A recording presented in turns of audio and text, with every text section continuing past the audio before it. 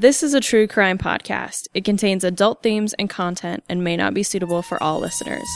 Listener discretion is advised. When a guard would stop and talk to you, you used to stand back and you would yell so people could hear what you were saying to that guard as they walked by or within the vicinity. But he knew what a convict was going to do before they thought of it themselves. He'd just been around that long, and he was tough. They'd find Sprocky in about every conceivable place you could imagine, which we would, of course, dump. They'd wait until everybody was locked up, and he would open his door, run down to cell one, and get a bugler can full of Sprocky and take it back to his cells. She had a kind of a hypnotic power. There were a great many wild cats around the penitentiary, and most people couldn't get near them. But she would stand in the doorway of the cell house and say, "Kitty, kitty, kitty," and those cats would go to her. Welcome, ladies and gentlemen, to Stool Pigeon Saturday. Got our special guest back in the studio. We have Hayley Noble talking about some of our wartime inmates. Hi, Hayley. Yeah. Oh, you're stuck with me again. Stuck with you We again. like it. No, we do. Thank you for doing all this research and bringing all this interesting information to us. Well, thanks for having me. I apologize. I'm a bit croaky. Oh. So just bear with me. Our next inmate up for today is Henry Wasielewski, number 6153. So Henry came here to the pen in 1940. So he's 27 years old, and he had committed robbery. He also sometimes went by Henry Laska. Different records, of course, have different names on them, and that was just his mother's name as well. So he was born in Utica, New York in December of 1912, but his parents actually immigrated over here from Poland. He is of Polish ancestry. His father actually served in World War I. So my thinking is that since Henry was born in 1912, that his father must have crossed then back over the ocean to fight in World War I. And so for his father's service, Poland actually granted Henry land and citizenship, which I thought was pretty cool. Wow, yeah. I didn't know that was a thing. So he lived, we're talking Henry again, he lived in Poland for a few years and then returned to the United States. Effectively, he has dual citizenship. Right. After he has returned from Poland, we know that he then joins the U.S. Army. He enlists in February of 1940 and is then released from the Army in May of 1940. And I think that's, again, because of his arrest, they decided, okay, you're incarcerated, so we're going to release you from your duty. He is brought to the pen on April 20th, 1940, and he actually in the Idaho pen until January 13th, 1942. Like a year and a half, almost. Originally sent here because he stole a car.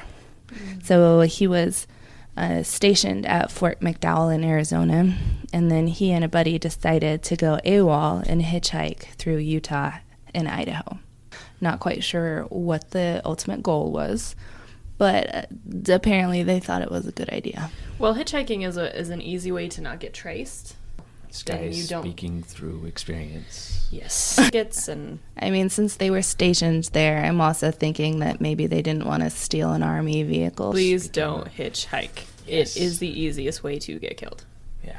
And I'm not even trying to be funny. A PSA from Skye. A PSA from Skye. So basically, they're hitchhiking, they get to Idaho, and someone picks them up, and for whatever reason, they decide to beat up the driver and steal his car. Okay. So probably not the best idea if you're relying on others for transportation. But both of them are then apprehended in Pocatello. So once they're caught, Henry gets sent here to the old pen. All I know from his inmate files is that he was a model inmate. He didn't have any infractions or anything like that. So he was actually granted a pardon on January 13th, 1942. on the condition that he then joined the military. So the cool thing about Henry is that rather than returning to the United States Army, he decides to head up to Canada because that's where the Polish government was recruiting North American people of Polish ancestry. So he gets all the way to Windsor in Ontario, Canada. We know that he does enlist in those Polish forces just a few days after his release on January 21st, 1942.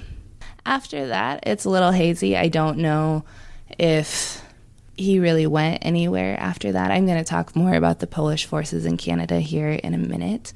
But after that, we don't know how long he was with those Polish forces, except then he enlisted in the Army again on July 30th, 1943, and was with them until August 17th, 1945.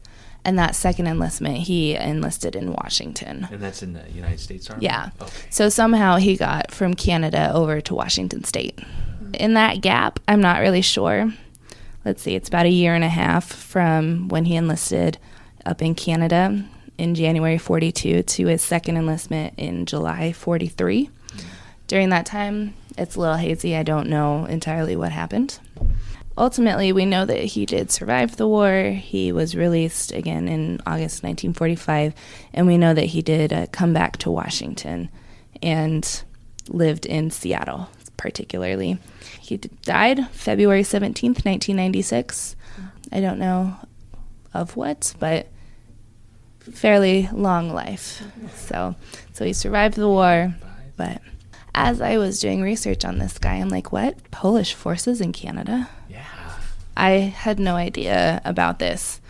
Of course, I had to tangentially go investigate. Go down the rabbit hole. Yes. Yeah. Because that's what we do. Yeah. Historians are the best at that. Right? It's So good. It's being great. Like, sorry, what's this? Oh, my. Well, 3 and hours later. my favorite thing is I found an article about him in the Idaho Daily Statesman from just a day after he was released. And the headline is Idaho prisoner to fight Nazis in Polish army. Oh. So we've got a lot of moving parts there.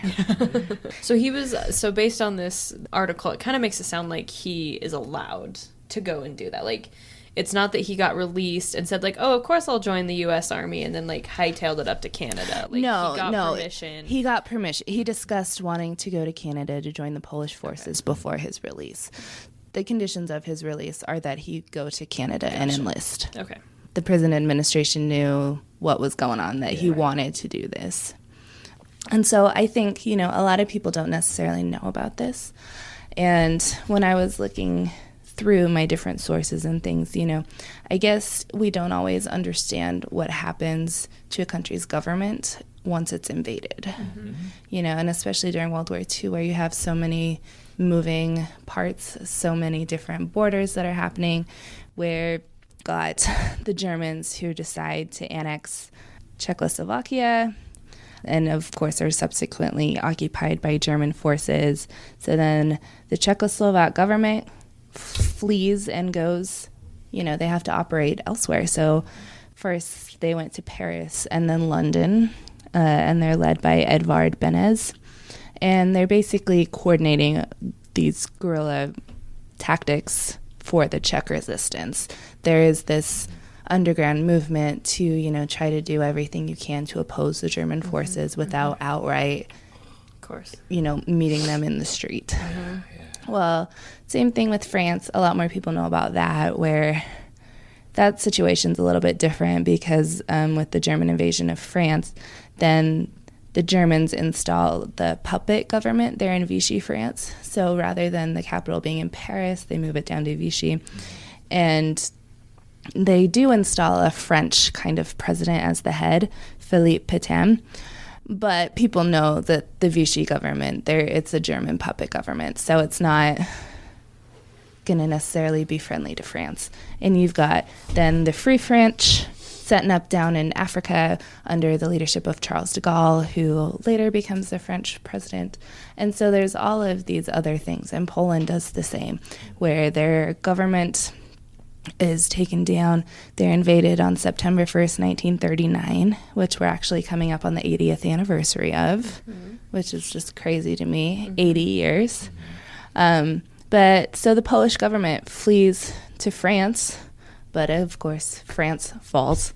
So then they decide to go to London, because that's the place to be, apparently, for all these governments in exile. So they go to London. Well, London is just so isolated in terms. It's like literally an island, and so it is harder to get to. So I can see why. Well, London might be right. a little bit of a hot spot there. Well, and just the fact that, you know, there weren't German forces landing Right. on the island. You've Right. got the Battle of Britain, but, like you say, very isolated. The Polish government in exile over there, and they decide, okay, there are Polish people in all parts of Europe, all over the world. You have people who immigrated to North America, living in Canada and the United States. And so they decide they can turn towards that Polish diaspora, particularly in North America, and plan for this recruitment. So you have, of course, all these state officials in, you know, discussions with the Canadian government, with the United States government. And this is all at the beginning of 1941. So this is prior to the United States entering the war. I mean, openly, you've still got the Lend-Lease stuff going on where they're still supplying the Allies, but they're not openly sending troops.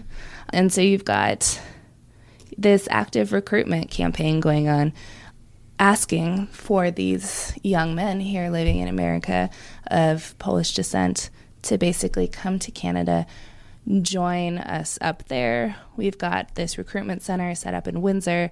Owen Sound is where they had some basic training going on. They were really hoping that this would get a big force to come over and kind of help with the fighting that was going on. But their expectations were not met. It was basically considered a failure because the numbers just didn't happen like they wanted them.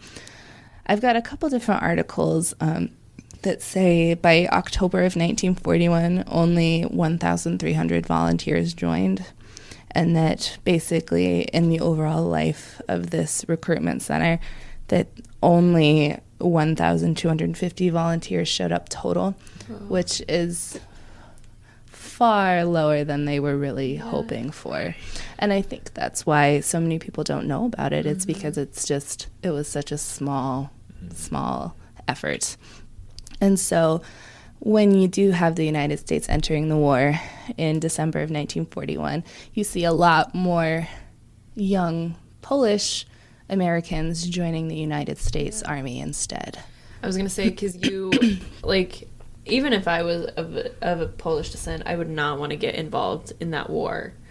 So you're not going to have very many people signing up before the United States is involved. And then once they are involved, then most people of Polish descent are going to want to join in the U.S. Army. So that totally makes sense as to why this experiment or this station basically failed. No, it was an experiment to try to get more of a fighting force. While I was reading this research, you know, I was thinking back to, there's this common thread, I guess, when you do immigrant research where, you know, you have the parents who effectively come over and try to establish themselves, and you have those kids who try to become as American as possible. And it's not for that third generation who starts then looking back to their roots. And so they were effectively targeting those kids of immigrants who were born in the U.S. And we know this is not an isolated event. We know that people born to immigrant parents are going to try to be as American as possible. And so that's why we see so much more of a success for them joining the U.S. than I think trying to go up and join the Polish forces in Canada. Yeah, it's about legitimizing your role as an American, your parents' role as an American. Yeah, exactly. This is something we see from the Progressive Era as immigration really picks up steam. I would say even through today, the fact that people will do anything to say, just because we came from this other place doesn't mean we're not American. And joining a war effort for your the country that you've been born in but your parents were not born in, Like, that's huge. That's a huge way to be like, I fought and died, like, my people fought and died along with your people. We are just as American as you are. Oh, exactly. You know, a lot of them thought that if they join the war effort, that's going to help them gain citizenship quicker and, you know, exactly be seen as these Americans. In 2021, the Idaho State Historical Society is celebrating 140 years of service to Idahoans as the trusted source in protecting Idaho's historical places and artifacts and sharing its stories. As a part of the commemoration, the Old Idaho Penitentiary is committed to bringing you 140 unique stories about the people who worked, lived, and served time at the site through this podcast and the events and programs scheduled throughout the year. The Capturing 140 storytelling program offers a unique glimpse at lives filled with hope and despair and the enduring triumphs and tragedies at Idaho's only penitentiary from 1872 to 1973. Stay tuned.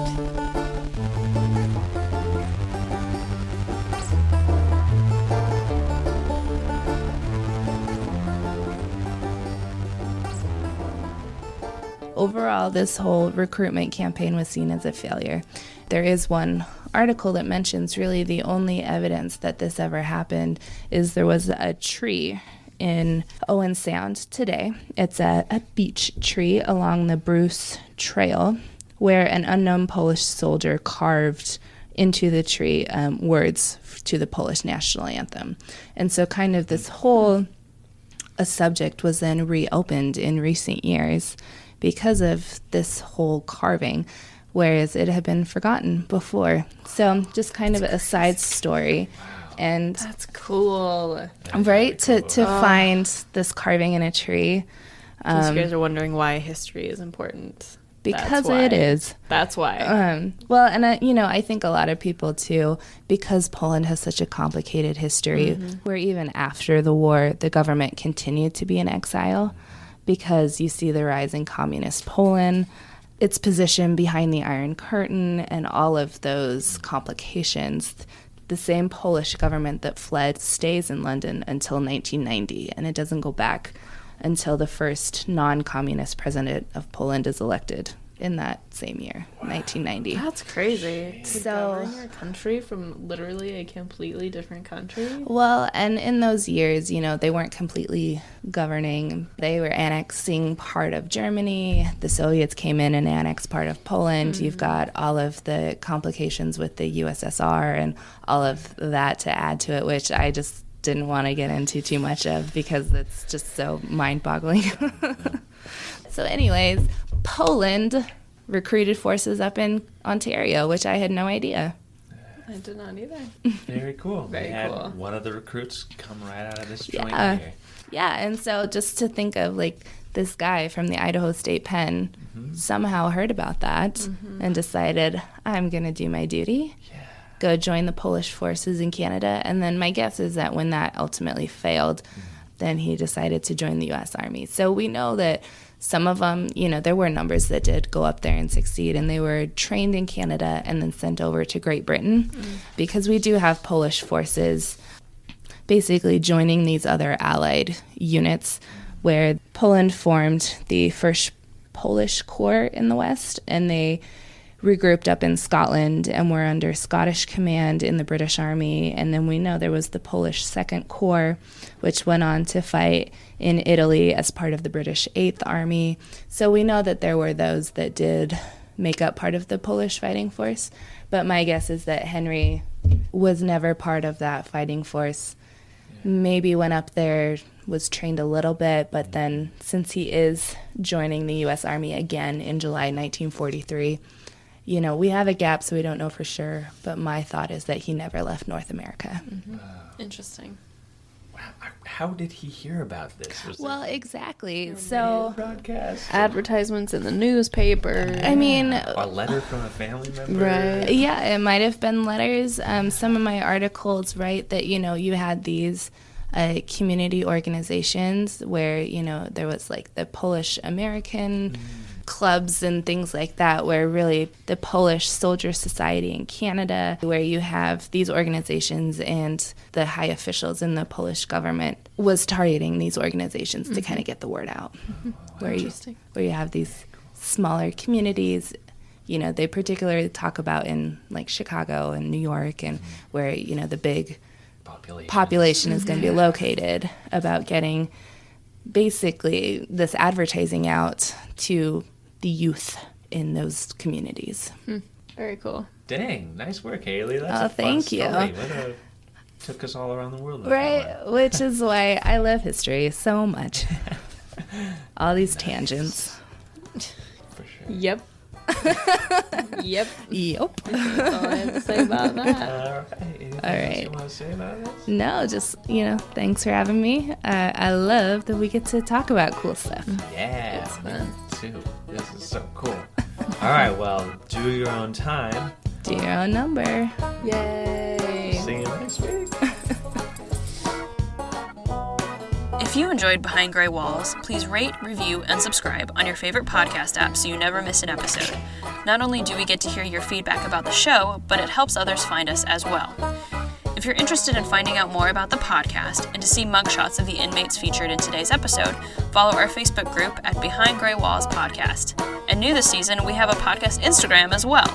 You can find us on Instagram at Behind Gray Walls Pod. Wasielewski, I think. Mike Wazowski? Not quite. No. Is that from Little Monsters or something? Monsters Little Inc. Monsters? Monsters How dare you? Inc. Get out of here! Is it? Mike Wazowski. Is It's that the main Boo. guy? He's the one with the one eye. With the one No, okay. the Sully Yeah. is the big Sully's the guy. big guy. All right. And I then, know what you're and talking then, about. And I then just Boo's the don't one. remember where She's it got, is. she's got the pigtails. Mike Wazowski. Oh, she's the kid. She's, yeah, Boo is the little one. And I was doing the secretary lady. Oh, Ross. You know, Oh, yes. Yeah, totally. Yeah. She's good. She's The a good slug. character.